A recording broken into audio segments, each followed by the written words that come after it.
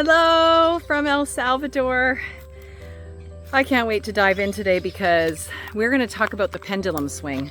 You know that extreme swing from one end to the other?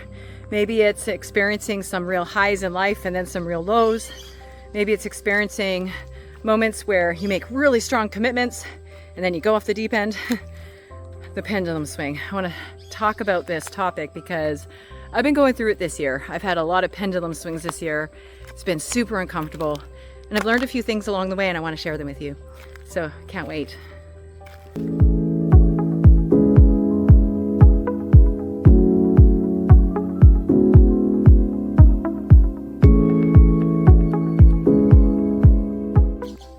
All right, folks, let's talk about this pendulum swing. And I'm sure you can probably relate, a time when you made a really strong commitment to something and you went really in, all in. And then when that commitment was done, when it was over, you swung back the other way. Dieting might be an example, but really any time that we're going into measures of extremism, we can incur or experience the pendulum swing.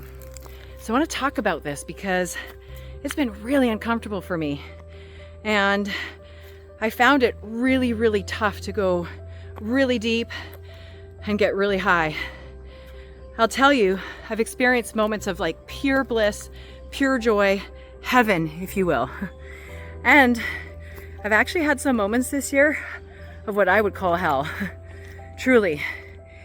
Even coming to a place here in El Salvador, I came in knowing that I was going to go through some healing here. I just had this sense inside of me. And let me tell you, I got here and this place is so heavenly. There's butterflies everywhere. You've got the ocean, you've got the mountains. It is rivers, waterfalls. It's everything that is heavenly to me from at least a nature perspective. And the people, add the people to that. These people are so kind and loving and beautiful. You can't not fall in love with this place. However, after a few days here, I experienced a very, very deep sense of grief and sorrow due to an experience in my personal life. And it swung me the other side of things. I literally felt like I had walked through the gates of heaven and found myself in hell. And, as I've moved through it, of course, don't feel like I'm in such a serious place or deep, dark place anymore. But I want to share some of the things that I've learned in the process because they really helped me make it through this experience in a different way. And I tell you, had I gone through what I went through this week previously at another time, I very well, might still be in the depth of despair that I found myself in earlier this week. So I want to tell you why. First of all, is it bad? Or not necessarily even bad, but why is it that the pendulum swing is a problem for us, especially the extreme ones? And I want to start, first of all, with control. It gives us a false sense of control. And I did this in September when I did a 30-day detox, and I detoxed a lot of stuff out of my life. And I feel like I am pretty healthy as it is, and I'm pretty mindful about what I do with my body, to my body. But there was some habits that I had. Eating sugar was one of them. And so that I'm gonna do this, I'm gonna stick to it. And I felt empowered and I felt in control. And then as soon as my 30 days was over, I was okay. I wasn't running to the store to grab candy or what have you. But in the days to follow, as real life kicked in and some very serious and difficult things happened, I found myself going back into those default habits and patterns again. Yeah? And boy, oh boy, I swung hard, especially at Halloween. Let me tell you, the kids brought home their candy. I went hard. And then I endured guilt and shame, deep guilt and shame. And that swung my pendulum to being like, okay, well, I'm just gonna let it go then. And so that sense of control gave me the illusion that I was in control. but it was just because I'd created the structure. And so it's understanding that we really have very little control over most of life other than how we respond to it. And so really reminding us that we get to choose how we respond to things. But it's that false sense of control that is one of the challenges and issues when it comes to the pendulum swing. The other thing is fear. You know, when you get your heart broken, you're like, I'm never gonna love someone again, never again. This sense of fear can also cause us to really extreme swing on the pendulum, yeah? So that fear actually, or the swing of the pendulum, is likely an indication that there might be actually some fear going on that goes deeper. So just bring that to your attention. And then the last one is that we have a community consciousness that prides itself in hustle and extremism. Run that, million-mile marathon and get to the top of the business corporate ladder and work your ass off all the time. And so we have this like extreme hustle culture. And, if I go back to last month's wisdom walk on whether we're driven or drawn, part of this is tied to that too, right? That hustle mentality. And so when we're swinging on the pendulum, this is what oftentimes happens, is we end up falling under this trap and then experiencing extreme burnout, shame and guilt, all of those things. And so when we experience the shame and the guilt, I was going to say shilt, the shame and guilt, when we release that, when we allow ourselves to not swing the pendulum so much, then we don't even fall into these old patterns of shame and guilt, yeah? And the burnout that we experience when we're like, this is what I do. I go hard, and then, I get sick, crash and burn. You guys can relate to that, yeah? And so this has been a typical cycle for me of this pendulum swing. And it's something I've been working on because one of the practices of metaphysics is moderation. And so how can we live a moderate lifestyle so we're not getting stuck in these extreme polar opposites, right? That we're actually finding this beautiful, harmonized back and forth energy, right? So what can we do about it? What are the things that we can do to help us so we're not getting so wrapped into this pendulum swing? And of course, as in many of the tools, pause is the first one.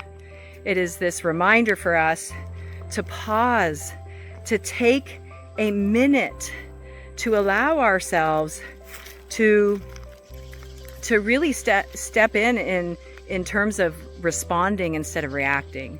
So that pause is so critical in catching ourselves before, right? And I know that's hard to do, to catch ourselves oftentimes, but that's the invitation, is to slow ourselves down. And again, the slowing down of our decisions, of our actions, are massive. I cannot stress the importance of the pause enough. And I think it's something we can apply to pretty much every situation, right? Is that pause, take time. The second one is being so gentle with yourself, so gentle. And so instead of judgment, we choose curiosity, right? Instead of saying something like, oh man, I really messed this up. I really made a mistake. Or this is like so bad and I'm such a bad person.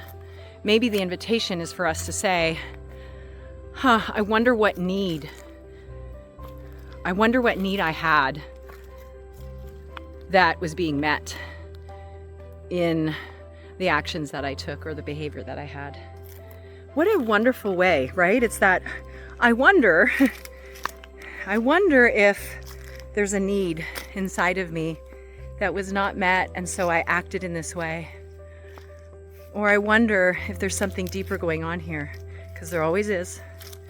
And so in replacing judgment with curiosity, ta-da, it really helps us to free ourselves from the shame.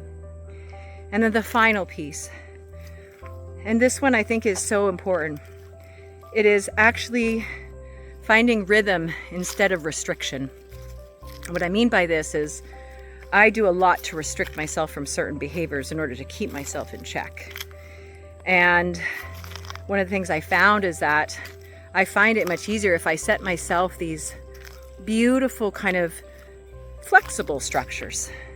And so when we find rhythm and some flexibility, it opens up this possibility for us to be okay with having a glass of wine or having an extra piece of cheesecake or whatever it might be that we are restricting ourselves from. And so this rhythm idea, I think, is so wonderful because it lends itself to still having some structure. And we do need structure. Structure helps us to stay the course. It helps us with pieces of devotion and commitment and responsibility. And so that structure is important. However, if we create too rigid of a structure, then we end up in a little bit of a conundrum, because when we break the rule, when we break the restriction, the guilt and the shame come in again. So if we create a little bit of fluidity or rhythm in our structure, it's kind of like, okay, so tomorrow I'm going to be active for an hour.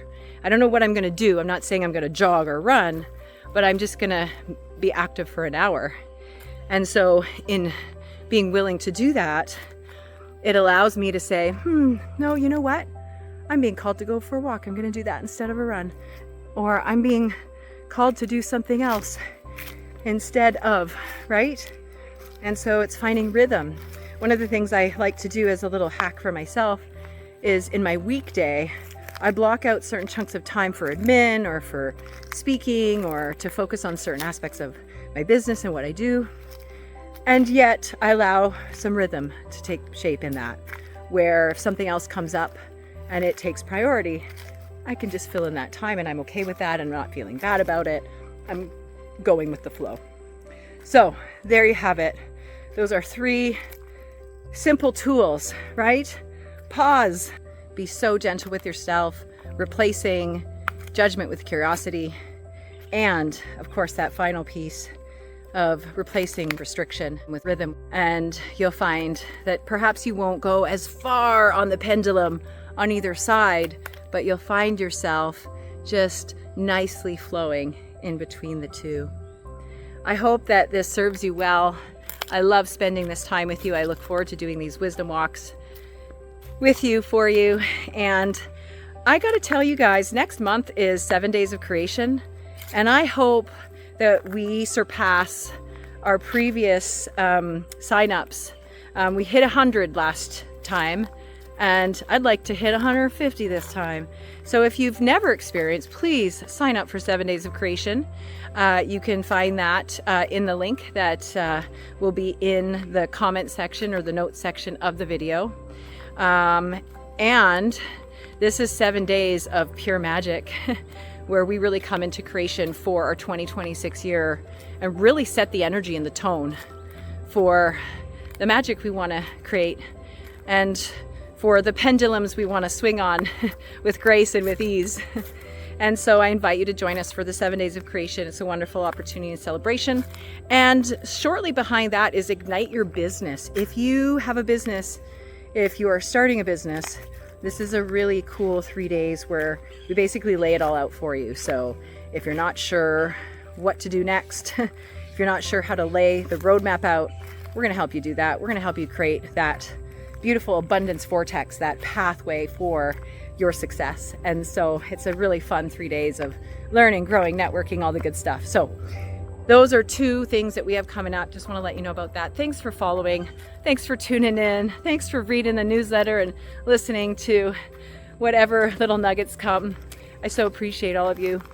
Lots of love from El Salvador. Bye for now.